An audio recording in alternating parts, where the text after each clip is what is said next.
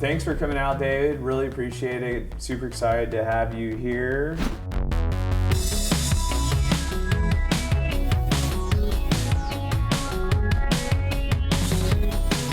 Yeah, thank you for having me. Yeah, awesome. Wanted to see if you could give a little background on yourself, where you're from, education, profession, all that good stuff. Sure, yeah. I'm from Fort Worth, Texas. I've lived in Texas since '94. Graduated with a business finance degree in 2004. Really went into the workforce in the kind of financial business, a lot of insurance, stocks and stuff like that. I did that for a couple years, and then I went into the retail energy business. I've been there for 14 years. Wow, okay. And just about 2 years ago, really started diving into real estate investing. Awesome, okay. And so why are you interested in passive investments? Why versus the stock market or something like that? Sure. For years, I've worked hard for money. Okay. And when I want more money, I have to keep working for it.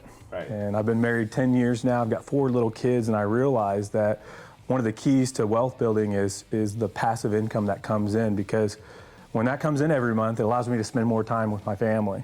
That's awesome. Cool. And so what passive investing have you participated in, and can you talk a little bit about that?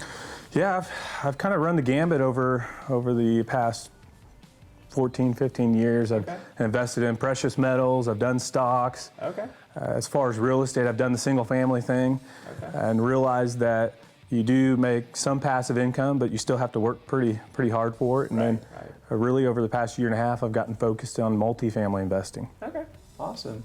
And kind of what made you've done different investments, and what kind of got you comfortable enough to pull the trigger? I know when I was first investing passively, and then I did single family before that, I was nervous as all get out. It's a lot of money you're putting forward. What kind of got you over that money? Yeah, I think the first step was education. Okay.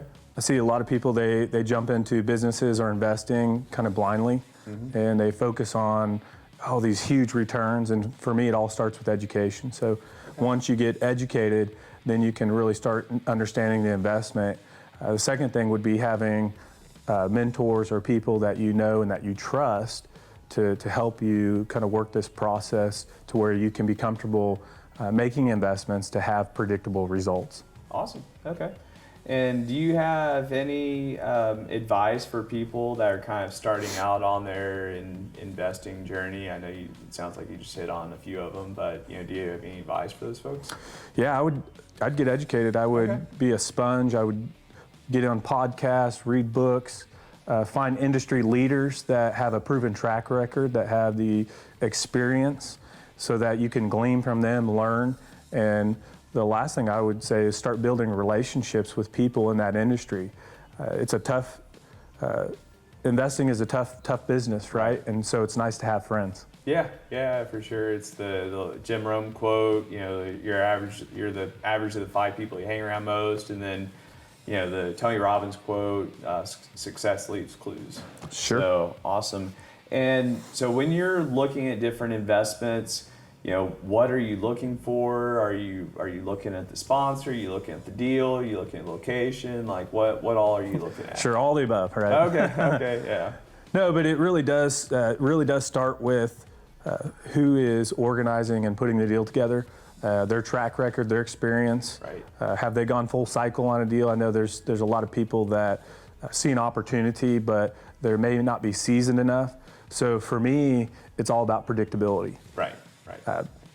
Hope is not a strategy. That's so right, yeah. To me, you look at the sponsor, their track record, their background, and then as you've educated yourself, you kind of know the right questions to ask. And if they're good at what they do, they should be able to give you the right responses to give you that comfortability. And then at the end of the day, it's do you like this person? Sure. Do you trust this person? Yeah. And if a lot of those boxes are checked, I would go ahead and make an investment, and that's kind of what I do. Okay. Well, because a lot of these deals, it's not like you're in it for. You could be in it for a year or two, but a lot of them you're in it for potentially 5, 7. You know, it depends on the market conditions. Yeah. Up to 10 years potentially. So Yeah, I mean, you know, business is business. The market has cycles, ups and downs, and being able to navigate those and trust the person that's been in those situations to be able to navigate that helps you with, you know, predictability and solid strategies to protect your money. Awesome. Okay. And you know, we were talking about, you're talking about market cycles and all that. So we're coming up on 2020. You know, are you pedal to the metal, trying to put money out there to invest passively? Are you kind of, you know, are you tapping the brakes, or are you kind of going as is, or, you know, kind of where are you at and where the market is? I'm cautiously optimistic. Okay. All right. Fine. I think that there are market cycles, and we've been in a great cycle the past really 10 years in real estate investing and investing in general. So I think what's happening right now is it's tightening up a little bit. You can see it on the lending side. So what does that mean? To me, it means experience, right? Right. And understanding the market cycles, understanding the rules of the game and how to navigate those. And I think it's there's potential. You're just going to have to be a little more diligent in what you're looking at, and not just accepting any opportunity that comes your way. Right. Well, that makes sense to me.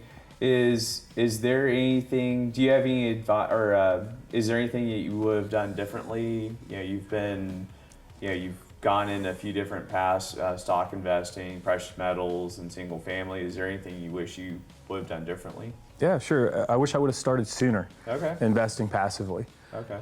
The reality is I've been a great income earner for years, and done a pretty good job of saving money and investing money. But I feel like I could have been a little bit more diligent in focusing on what is my strategy. And I came across real estate. I just noticed a lot of people that have accumulated wealth have used real estate. I wish I would have come into real estate a little bit sooner, educated myself a little bit sooner, and got started sooner. Right. Well, from what I've seen, you're jumping in. You know. I'm all in. I'm all exactly. In. It's awesome.